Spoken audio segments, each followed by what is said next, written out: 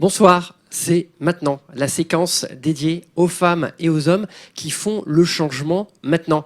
Donc une séquence préparée et co-animée avec Rémi Hoche. Bonsoir Rémi. Bonsoir, bonsoir à tous. Tu vas bien? Très bien. Très bien, merci.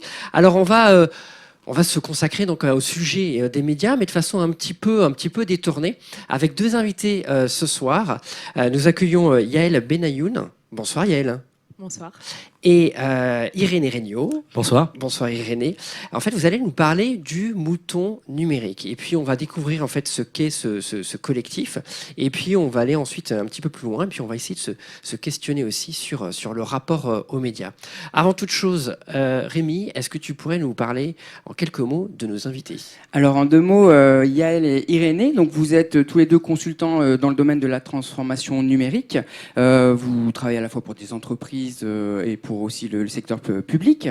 Alors vous menez aussi une réflexion très intense sur cette fameuse transformation numérique et vous avez écrit pas mal d'articles dans différents médias. Et Irénée, vous avez également votre propre blog depuis 2014, je crois, qui s'appelle « Mais où va le web ?» Oui, c'est ça. Voilà. Et en 2016, vous vous rencontrez et je crois que de votre union est né un mouton numérique. On peut dire ça comme ça. Voilà. Donc, est-ce que vous pouvez nous dire ce que c'est que ce mouton numérique et pourquoi est né ce projet? Je commence. Vas-y. Alors, le Mouton Numérique, déjà, c'est une jeune association, comme vous venez de le dire, qui a pour objet principal de susciter un débat et une réflexion de fond sur les enjeux du numérique et des nouvelles technologies. Alors, quand on dit enjeux, c'est peut-être important de préciser qu'on n'est pas du tout sur les enjeux techniques, mais bien sur des enjeux de société, des enjeux politiques, des enjeux sociétaux. Et donc, plus concrètement, pour questionner justement ce développement de la technique, on met en place des événements culturels, alors principalement des débats, mais je pense qu'on y reviendra peut-être sur le format, mais aussi des rencontres littéraires. On a une émission radio, je pense que c'est par là que vous nous avez aussi rencontrés, en tout cas tout un tas de formats. Et vous avez une spécificité, c'est de mettre en lien, enfin en tout cas de mettre en discussion, en dialogue, les penseurs et les faiseurs. Oui, c'était un peu l'idée. Alors, ce qui manque quand même à cette présentation, c'est que on s'est assez vite ouvert en tant qu'association. Aujourd'hui, on a une 60aine de membres qui sont, pour beaucoup d'entre eux, actifs dans l'association. C'est-à-dire que les médias, les formats, ils les montent eux-mêmes, en fait. On a des gens, par exemple, qui ont monté leur propre radio. Donc, ce qui en dit long aussi sur l'association et sur la vocation qu'elle a à donner aussi à chacun, à qui veut, à qui peut. Et de toute façon, on aidera ceux qui s'en sentiraient pas capables à monter eux-mêmes justement leurs initiatives. Et pour revenir à votre question sur les penseurs et les faiseurs, oui, l'idée c'était pas d'avoir forcément un débat qui était forcément axé sur seulement des travaux de recherche qu'on lit par ailleurs évidemment, ou qui ressemble à beaucoup de tables rondes qu'on voit avec beaucoup de personnes qui sont essentiellement dans un seul milieu, et c'est souvent l'entreprise, où il peut se dire des choses intéressantes, mais où éventuellement on rate beaucoup sur le fond du débat. En fait, on est en surface tout au long. L'intérêt d'avoir un penseur, un faiseur, donc sans opérer de distinction entre les deux, puisque ceux qui font pensent et ceux qui pensent font, bien sûr, c'est justement de mettre un petit peu en dialogue, en dialectique, celui qui peut être dans la critique, éventuellement même radicale, parce qu'il faut bien aller à la source des problèmes, et celui qui a dans les mains le crayon et qui, par exemple, est entrepreneur ou peut-être artiste, etc. Avant qu'on aille un peu plus loin en fait sur les modalités de ces différents projets, est-ce qu'on peut revenir sur la rencontre humaine déjà en fait? Et voilà. Oui, alors en fait, on s'est rencontrés au Bernardin, justement, comme quoi c'est une... Au Collège des Bernardins. Au Collège des Bernardins, c'est une soirée très bernardienne ce soir, autour d'une conférence sur Philippe Cadic, du coup, que j'organisais à l'époque, et Irénée était venue pour chroniquer justement sur ton blog Mais où va le web, la rencontre, qui parlait en fait des relations homme-machine, si je ne me trompe pas, donc dans les... C'est ça. Dans l'œuvre de Philippe Cadic. Et d'ailleurs, ce n'est pas un hasard si nous avons choisi la figure du mouton numérique en référence. Le mouton, c'est ça qui est intéressant, parce que on est ludique, mais aussi sérieux qu'on est ludique quand même et rigoureux. Le mouton, c'est évidemment une référence au mouton de Philippe Cadic, et les androïdes reptiles de moutons électriques. Voilà. Après, c'est aussi tout un symbole, mouton noir, mouton blanc, de la façon dont nous, on envisage le numérique, c'est-à-dire comme ensemble de techniques, et on en vient toujours à cet aspect justement assez Un peu de l'ambivalence en fait. C'est-à-dire qu'à la fois, oui, on est quand même tous des moutons face à la technique. Je pense que voilà, on a tous un smartphone, enfin, pas tous, mais en tout cas, on est quand même beaucoup à avoir un smartphone, à être sur Facebook, à utiliser Google. Et en même temps, il y a quand même ce mouton noir, le mouton dit, on va dire entre le mouton dissident et le mouton philosophe, qui va prendre le temps de la réflexion. Et en tout cas, essayer déjà de se poser les bonnes questions avant d'apporter des réponses. Et peut-être que je voulais rebondir à ce que tu disais. Justement, c'est très important effectivement qu'on ait une association et donc que nos membres aient une place dans la construction de ces débats. Et on parlait tout à l'heure d'esprit critique. Et en fait, nous, c'est vraiment ça qu'on essaye de mettre en avant. Ce qui fait que nos débats sont pas forcément des débats à chaud. C'est-à-dire, on n'est pas des journalistes qui allons sur le terrain pour, comme on a dit tout à l'heure, en tout cas pour pêcher la bonne info, la plus juste. Et c'est vrai que tout ce travail de vérification... on n'est pas forcément dans cette optique-là, mais en revanche, ce qu'on essaye de poser, c'est vraiment des questions de long terme, en fait, et des questions de fond sur ces problématiques techniques un peu sous-jacentes aux questions d'actualité. Alors, puisqu'on parle des débats que vous avez organisés, est-ce que vous pouvez nous donner en fait les thèmes qui ont été abordés jusqu'à maintenant, comment étaient organisés ces débats, qui y participait? Puisque là, ce qui nous intéresse aussi, c'est comment créer le débat avec des personnes concernées de près ou de loin par un sujet. Avec un exemple concret, du coup, ça parle. Il y a eu la première année qui était plutôt Yael et moi, qui s'est ensuite ouverte aux adhérents. La première année, on a décidé d'une prog, nous, on a animé chacun des débats d'un cycle de beaucoup de débats, qui a parlé d'éducation, de transport, d'écologie. On a parlé même de la révolution arabe, parce qu'on considérait que c'était un sujet important. Ensuite, les débats ont été choisis lors d'une AG, puisqu'on fonctionne en assemblée générale. Et là, ce sont vraiment les adhérents qui choisissent. Donc on a beaucoup axé ça sur la robotique cette année. Après, il y a aussi la radio qui fait les choses de son côté. Il y a des tas de gens qui font des ateliers moutons et qui eux-mêmes nous donnent un petit peu leurs problématiques. Donc là, pour le coup, on a moins le contrôle là-dessus. On a plus le contrôle sur la méthodo. Et les gens qu'on invite sont quand même dans une forme de... comment dire ? Ils ont un parti pris critique et réellement critique sur l'objet technique en fait. Donc typiquement sur l'écologie, c'est vrai qu'on a invité quelqu'un comme Philippe Biwix qui écrit sur la rareté des métaux, qui est quelqu'un qui est profondément écolo. En face, on avait une journaliste qui elle avait travaillé sur les data centers et les infrastructures physiques d'internet. Et à chaque débat, on va retrouver ça sans forcément avoir des gens qui sont d'accord entre eux. C'est pas l'idée de parler dans notre petit monde. Nous, on est là pour mettre en place le dialogue. Et d'avoir des gens qui sont complémentaires en fait. Et justement, j'aimerais bien insister là-dessus parce qu'on n'est pas dans des débats contradictoires. Et donc là, on parle des médias. Alors, je vais sortir un poncif, mais c'est difficile de parler de médias sans parler de McLuhan.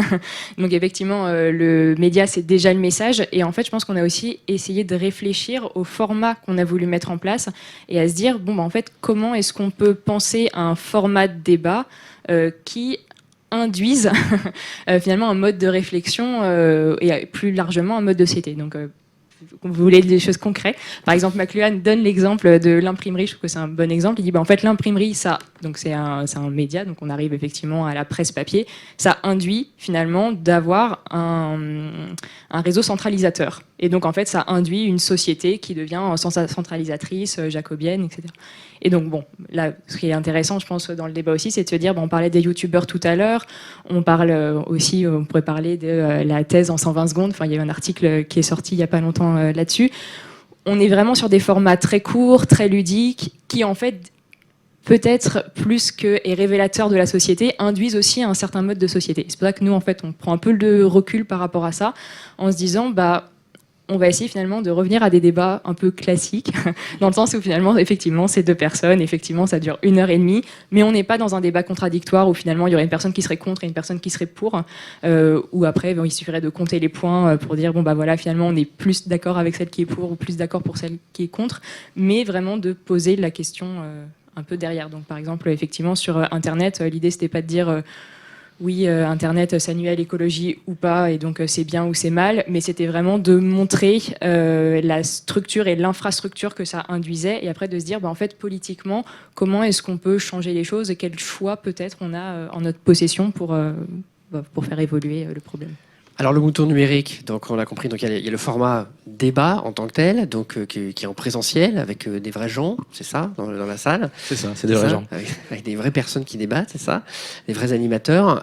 Et puis l'idée, c'est ces débats sont filmés. je crois. Et donc, il y a aussi d'autres dispositifs que vous mettez en place. Et donc, comment est venu notamment le dispositif radiophonique ou podcast? En fait, les dispositifs, ils sont à la fois liés à ce que veulent faire nos adhérents. Donc, ils viennent d'où? Ils viennent des adhérents. C'est ce qu'ils ont envie de faire. On a 2 dispositifs sous forme d'ateliers, par exemple. Il y a des gens qui vont amener, eux, des compétences et dire, comme on est souvent sollicité pour faire des ateliers, c'est moi qui vais faire la formation. On a aussi un format type club de lecture qui va s'ouvrir, où là, pour le coup, l'idée, c'est de, plutôt en interne dans l'association, d'avoir vraiment une montée en savoir, en fait, sur des textes un petit peu fondamentaux de la technique, de la technologie, puis de la politique, de manière générale. Et peut-être juste pour revenir précisément sur le format radio, en fait, nous, ce qui nous a intéressés, c'était effectivement dans les débats, c'est compliqué de toujours faire venir un penseur et un faiseur. Et l'idée qui nous avait séduit, en fait, quand Stéphane, qui d'ailleurs est dans la salle avec Estelle, sont venus nous voir en disant, nous, on aimerait bien monter un format radio, c'était d'inviter qu'une seule personne, mais qui soit peut-être justement plus ce faiseur, et qu'on le laisserait écouter, et en disant, voilà, dans les débats, on serait plutôt dans un format qui pose des questions. Et le format radio permettrait en tout cas de creuser ces questions, mais d'un point de vue peut-être plus pratique, en mettant en avant des initiatives qui font concrètement des choses, parce que c'est bien de poser des questions, mais à un moment, il y a quand même des réponses en tout cas qui sont mises en place, et c'est bien de leur donner aussi une certaine visibilité. Alors du coup, si on a envie d'être un mouton numérique et qu'on veut vous proposer un projet, comment ça se passe? Et vous avez combien de moutons actuellement dans le troupeau? Alors aujourd'hui, il y a une 60aine de moutons dans le troupeau, et c'est très bien, on est très contents. Comment ça se passe? En fait, les gens viennent chez nous pour plein de raisons, hein, évidemment. Il y a beaucoup de gens qui viennent parce qu'ils sentent que dans les domaines qui les intéressent et qui peuvent être le numérique, il y en a d'autres, ça va être réparer des vélos, il y en a, c'est le numérique, c'est comme ça. On les accueille, ils trouvent chez nous la possibilité de faire des choses. Donc, pour nous contacter, c'est très simple, hein, vous tapez mouton numérique sur Internet. Partout, Bonjour, @mouton-numérique. Partout où vous voulez nous trouver, vous nous trouverez de toute façon. Puis ensuite, c'est très humain, hein. On reste une petite association, donc un ancrage local, mais Internet, c'est plus tellement local. Donc récemment, il y a eu un atelier qui a eu lieu à La Réunion. Il y a des tas de choses qui se font assez facilement, en fait. Et effectivement, en fait, il y a des formats qui sont plus souples que d'autres. C'est-à-dire, pour faire des débats, comme c'est quand même, faut mobiliser une salle. Généralement, on a un public de en moyenne 80-100 personnes. Là, c'est comme ce que disait Irénée tout à l'heure, c'est voté en AG. Donc, c'est-à-dire, c'est les moutons qui arrivent, qui proposent leur débat, et puis c'est voté. Et comme il y en a 6 dans l'année, on choisit les 6 et on essaye de faire la programmation. C'est à la fois des débats, mais on a aussi évidemment pas mal de journalistes, de chercheurs dans l'association, pas que. Il y a des gens qui viennent pas du tout de là. Hein, et ça qui est intéressant, en fait, c'est on est très hétérogène. Et il y a beaucoup de gens aussi qui, de plus en plus, écrivent en fait aussi pour l'association. Donc il y a de plus en plus de tribus. On sent déjà qu'il y a une conversation entre vous, il y a une facilité à passer la parole de l'une à l'autre. Très bien. Moi, alors, ma question que j'avais en tête, c'est est-ce que du coup, en créant ces contenus, est-ce que vous vous considérez comme un média ? C'est une longue question qui a été longuement discutée en AG. La question n'est pas longue, mais peut-être la réponse. C'est une longue réponse, oui. Pardon. Alors juste pour faire un tout petit détour, je pense qu'il y avait... moi, à la base, j'étais blogueur, comme vous l'avez dit. Yael, qui était plutôt dans la recherche. On avait aussi besoin d'avoir un ancrage physique pour commencer. Parce qu'Internet, c'est très bien. Nous, on est plutôt un média spontané, citoyen, sur le temps libre des gens. Donc déjà, c'est quelque chose qui n'est pas forcément conventionnel. Il n'y a pas beaucoup de médias comme ça. Souvent, c'est des blogs. Et du coup, je perds mon fil de mouton. Alors, en fait, du coup, moi, je reprends le fil. Vas-y, reprends le fil. Très complémentaire. Hein. En fait, ce qui est intéressant, c'est que je pense que spontanément, on ne se considérerait pas comme un média. Parce qu'en fait, comme je le disais tout à l'heure, on n'est pas des journalistes, on ne va pas sur le terrain. Et justement, on est une association. Et là, normalement, tu es censé sortir ta super phrase sur on n'adhère pas à un... Oui, on n'adhère pas à un média, mais on adhère à une association. Voilà. Mais c'est vrai. Et je pense que ça, c'est assez important parce que en fait, on laisse la possibilité à nos membres justement d'animer une conversation et du coup de finalement, on va dire, amener les bonnes questions, en tout cas avoir cet esprit critique. Et c'est vrai qu'on l'a pas assez dit, mais on est vraiment dans des formats qui sont en fait très grand public. Et donc le but, c'est pas non plus de mettre plein de mots compliqués partout. Non, on est vraiment dans la déconstruction des problèmes assez simplifiés. Et du coup, c'est moi qui ai perdu le fil. Donc là, tu es censé récupérer. Du coup, qu'est-ce que j'ai récupéré? C'est une pelote, c'est plus une file, c'est une pelote de laine. Alors, à saisir au bon. C'est sympa ce que tu fais, c'est pas très mouton ça. Non, mais si, du coup, pour répondre à est-ce qu'on est un média, il se trouve qu'on est producteur de contenu. Mais après, en fait, on s'interroge, je pense, plutôt. D'ailleurs, on est un métamédia. Oui, mais du coup, pas Non, mais comme il y a quand même métamédia, quelque mais chose qui est important, c'est dans le que sens. On va vous laisser. On va partir. Non, mais c'est passionnant. Et alors, quel est votre rapport avec les autres médias? Est-ce que vous êtes, est-ce qu'il y a des contenus en fait qui sont repris par les autres médias ou vous faites de la veille particulière sur les médias? on a des partenariats qui sont permanents, donc par exemple avec France Culture, avec Socialterre, avec un magazine qui s'appelle Le Zéphyr. On travaille avec une agence. Donc en fait, on a, puis bon, après, chacun de son côté, on écrit aussi un certain nombre de tribunes sur certains des sites que vous avez montrés tout à l'heure. Donc en fait, on travaille en copain-copain avec les gens qui partagent nos valeurs, je dirais. Rémi, je crois que tu as une dernière question à poser. Oui, une question. Alors, dans votre manifeste, ou je crois sur votre site, vous dites, c'est intéressant, c'est une question que tout le monde se pose, enfin qui est largement posée plutôt, le numérique est éminemment politique. Et alors, effectivement, ça pose la question de la neutralité de la technologie. Alors, comment vous le voyez ça? En fait, s'il y avait un mot qui quand même nous convient assez bien au mouton numérique, c'est qu'on est fondamentalement critique du progrès. Ça ne veut pas dire qu'on est contre le progrès, ça veut dire qu'on le définit d'abord et puis qu'ensuite on pose un regard critique dessus. Effectivement, la technologie aujourd'hui, c'est quelque chose qui est constaté plus que c'est choisi. On a l'impression que c'est déjà déterminé, que ça va dans une direction et puis qu'on n'a plus qu'à la suivre. Alors, évidemment, c'est pas le cas, ce sont toujours des choix. Je pense que c'est beaucoup plus clair aujourd'hui ce que je suis en train de dire que ça l'était il y a 5 ans. Donc c'est tant mieux, je pense qu'il y a eu du travail. Et que même l'année dernière, en fait. Et que même l'année dernière. Mais du coup, il y a encore du travail à faire typiquement, moi j'ai l'impression que c'est repris en ce moment le numérique comme une question politique de la politique. C'est-à-dire, ça va être la droite contre la gauche ou les GAFA contre la France ou des débats qui sont très intéressants et utiles. Mais il faut revenir aux politiques en tant que le politique, c'est-à-dire que c'est un objet politique, la technologie. Au-delà d'avoir un Google français, il y a d'autres questions qui se posent, qui sont par exemple, pourquoi en première instance on ne veut pas d'un Google américain? Et est-ce qu'il faut en faire un pareil ici, typiquement? Et que ça questionne fondamentalement notre vivre ensemble et la société dans laquelle on est. Et les choix qu'on fait Et par rapport à cette technologie. Et les choix d'un point de vue individuel, mais aussi d'un point de vue structurel et collectif. Merci à tous les deux d'être venus sur le plateau. Avant qu'on se quitte, j'aimerais qu'on fasse un petit tour de plateau. On va rester à nos places. L'idée, en fait, c'est de partager un coup de cœur avec les internautes qui nous regardent. Alors, quel est en ce moment votre coup de cœur, que ce soit je sais pas, une exposition, un projet, un livre, un animal, je ne sais pas. Qui est-ce qui veut commencer?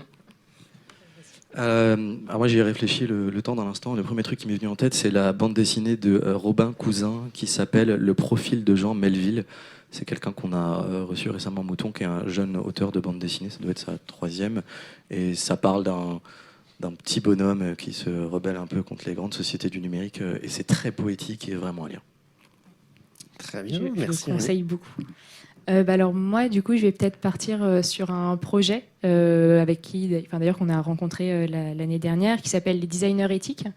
Et qui, d'ailleurs, ça va être en octobre ou en septembre, font annuellement une grande conférence, et d'ailleurs c'est même la première conférence en France, sur la conception du numérique responsable. Et du coup, en fait, toute leur réflexion, c'est d'essayer de savoir, alors du coup je le traduis mal, mais vous les inviterez quand ça vous fera, comme ça vous pourrez développer, mais c'est justement de réfléchir à la manière dont on design aujourd'hui. Alors c'est vrai qu'on pense tout de suite au design web, mais plus globalement, comment est-ce que, alors on connaît le design de l'attention, on connaît le privacy by design, voilà, du coup j'ai totalement perdu le fil, mais en gros vous avez l'idée.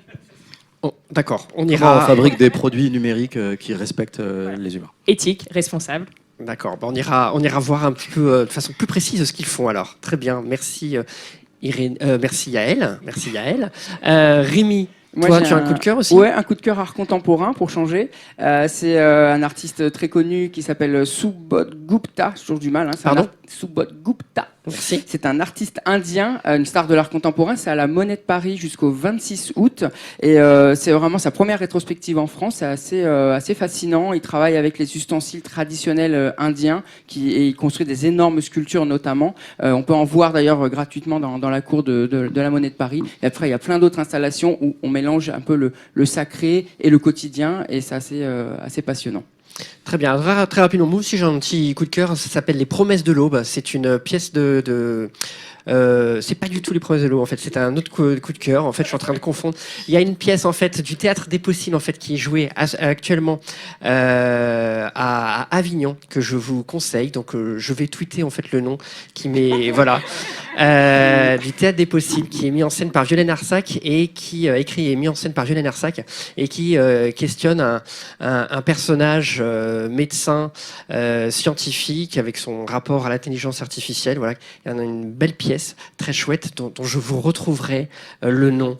Désolé pour les auteurs.